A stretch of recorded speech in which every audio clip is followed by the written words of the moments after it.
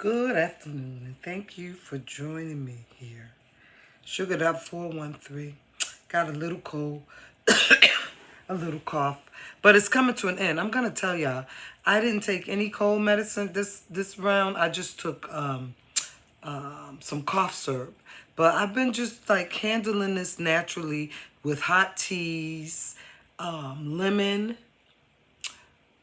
I had honey, ginger, a little clove of garlic, and cayenne pepper. And I just kind of let that seep in a tea. And I've been just drinking that very warm every day through a straw, because I read something that if you drink it through a straw, it will help with chest congestion. And I guess it worked. I mean, I'm feeling pretty good. I've been doing it for like 4 days straight. And yeah, the cold is slowly going away. But a cold is a cold. You still have to do your course. It has to do its time. That's what a cold is. You don't just get a cold and no matter what remedies you use, it's not going to be gone the next day. A cold, just that virus lingers on. So what I'm on here today, I'm not going to keep you long. I just want to talk about treating people how you want to be treated later in your life. You have to remember how you have been to people, because as you age and you get older, you need more people to do more things for you, and people may still be stuck a little bit on how you might have treated them way back when. So try to erase all the bad memories that you had. Apologize to people while you still can talk. Let people know that you're human and that you made mistakes and that you want to move past that and you want to have a better relationship. I'm mainly speaking out for like children-parent relationships, because I see a lot of children who are not speaking to their parents. They don't have good relationships with their parents, and the parents are in like this late 70s, mid 70s, 80s, and the kids aren't speaking to them for things that they've done in their past. Nobody's perfect. Remember, the kids didn't come with instruction books. Parents didn't know what they were doing. Times were different way back then. But now let's clean it up. You notice that your parents may be sickly or they're dying. Clean it up. Get in there. Give them love. Tell them that you forgive them. And hopefully they will tell you that they made mistakes and that they want to move on and move past the years that they have left. Let's just clean up some old garbage. I'm guilty too. I have old garbage that can stand to be cleaned up. I'm working on it, and when I get to the end of it, I'll let you guys know. But I had a really good childhood. I'm not going to sit here and try to um, put my parents under the bus, because I had two loving parents that took care of me and my brother. We didn't want for anything. We were never homeless. We always had food. We always had clothes. So when you're a kid, those are the necessities. That's all you need. You lived in a fun environment, that you had friends that you could play with. We always had toys. And we did what everybody else in our neighborhood was doing. Unfortunately, some of our neighbors didn't have the same things that we had, even though we were growing up in the same economic basis. You know what I'm saying? So some people had a little bit more, some people had a little bit less, but we still were all friends and we were family friends. That's how close my neighborhood was. But at a point, it started being parents split up, right? So my dad and my mom kind of split up. Then my dad lived somewhere else, but he still was over and spent time with my brother and I, picked us up from school, did whatever things he needed to do. My mom was going back to school, so some of the times I guess he would come over and sit with us while she was in class. They just couldn't work it out as being a married couple who can live under the same roof, but they made sure that the children, which was me and my brother, had what we needed. But I think relationships were different. Like now I watch videos and I see parents, and parents are talking to their kids like their friends and not like their parents. So kids know what's going on and they form opinions very early on about either or parent. We didn't have that. My mom never really badmouthed my dad. My dad wasn't badmouthing my mom. We never really knew what it was that they couldn't live together about. They kept that totally out of our lives. We did not have to deal with that. Now, do I wish things were different? In a way, I wish conversations were a little bit different as far as them sitting us down and maybe even on the kids level just saying, we love both of you, but we love each other, but maybe we're not really in love with each other, and we're gonna split up, but you guys are not gonna miss a beat. You're still gonna stay at the same schools, you're gonna do the same things, have your same friends. You're not gonna miss out on anything, but you'll just have one parent living under the roof and then another parent that comes to visit or comes to get you and stuff like that. So I think that conversation could have been had and it wasn't. But I think back in the 70s, parents just didn't talk to children like that. They did their grown-up things. You were a kid and that was it.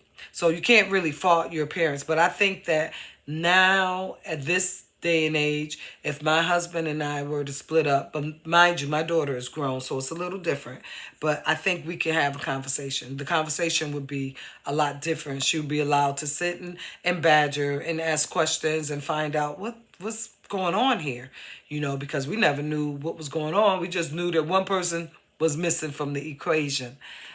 Living there, but like I said, he came over every day, so I don't know why he couldn't just live there, but whatever happened between them, he couldn't just live there, but we seen him every day, and that was good. So I'm just saying that parents should have conversations with their children. Times are different. We don't have to sneak around and do things. Kids are very resilient and very smart. They understand a lot. Even a 2 or 3-year-old will understand if you break it down well enough for them. But have conversations with your kids. Let's clean up some of the garbage because life is short. And maybe one of your parents won't die. Maybe you will die. And you never got to clear the board. No one really knew how you felt. So I'm the type that let my parents kind of know. My dad kind of knows where I stand with him remarrying, with him when he split up with my mom. He knows now as an adult. He didn't know as a kid because back then I couldn't say anything. But then I grew up. I went in the military. I'm married now. I have my own family. And, he's older. I don't know how much time he has left. Hopefully he has a lot of time left, but maybe not. So I just like to clear the board. And when it's just him and I alone, I reach deep and we have deep conversations. He may be having a little memory loss because he is older, so he may not remember all the conversations that we are having or that we've had, but I remember. So it's important to me that we had these conversations. So I think that I've cleared out all my trash with my dad. I think he knows exactly how I feel about this or that, and he knows that regardless to anything, I'm going to be there for him. I love him. I don't necessarily agree with some of the things that he's done, but he's grown and he does what he does. I'm grown and I do what I do because maybe it's some things deep down that he didn't agree with that I did. So this is the time where he can clear his board. He won't clear it though. He won't say anything. He just listens. But yeah, it's time to play some checkers and let's jump some men on the board and let's get some kings and some queens and get these conversations going because life is short. Let your parents know how you feel about things. Let your children know how you feel about things. Let other family members know how you feel about things. And just keep it respectful and keep it peaceful. So for those who are watching this video, how many of you have some trash to clear up? Some trash that's on the floor. You need a broom to sweep it up, put it in that dustpan, and be able to walk to the trash can and drop it in.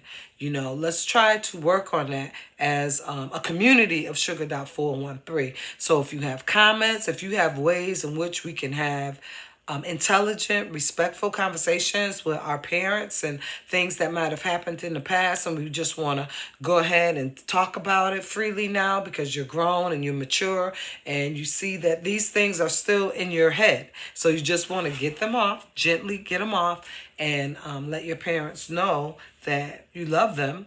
You trusted all the decisions that they made for you in life because you're still here and you're still thriving. But some of the decisions they made, you didn't necessarily like. You didn't necessarily agree with. There's nothing that can be done. We cannot get into a time machine and turn the time back. I know that. We can't do that. But from this point on, how do you feel? Get things off of your chest. I'm not a therapist. I'm not a life coach. I'm just a person who lives life. So I don't have any credentials in that aspects. I'm just a business person, but I'm a human being and I know what it's like, and I'm watching friends and family frolic around me because they're having times with their parents for not having tough, difficult discussions that they wish they would have had.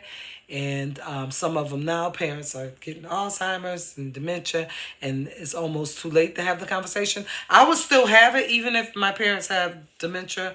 I would still have the conversation, even though it would be one-sided, but at least it's getting it off your chest. You know, at least you're talking about it, you're getting it off of your chest, and hopefully it can make you feel better about living your life and decisions that you make going forward with your children or your husband. If you don't have any kids, or a husband or a wife, with your neighbors or your other family members. I know that some people have a lot of skeletons in their closet. I don't have any bad skeletons like that in my closet with my parents, but it's just that yeah, I think that through life, my brother and I are adults, and I think that my dad can be better at just sitting down and letting us know what's going on, talking to us about things, and including us in conversations. I think he does the best that he can for his age, but I think me being younger than him, of course, and being older than my brother, I facilitated a lot of things within the last 3 years. So he knows where I feel and where I sit and where I stand. And if something happened to me, Lord forbid, if I die tonight in my sleep, or I go and eat this lunch I'm getting ready to eat, and something don't agree with me and it takes me out, kills me from food poison or whatever, he can say, Glennis did have some good talks with me these last couple of years. Okay, so from me to you, I'm respectfully gonna sign off, and I hope that you guys will share this video. I hope that you guys will comment, watch it all the way through, because of course I'm a new YouTuber, so I am trying to get watch hours up, and I am trying to get the minimum amount of subscribers. So if you can hit subscribe, I appreciate it, and just have a wonderful, wonderful day. Take some of the things that I said and make notes. Bye.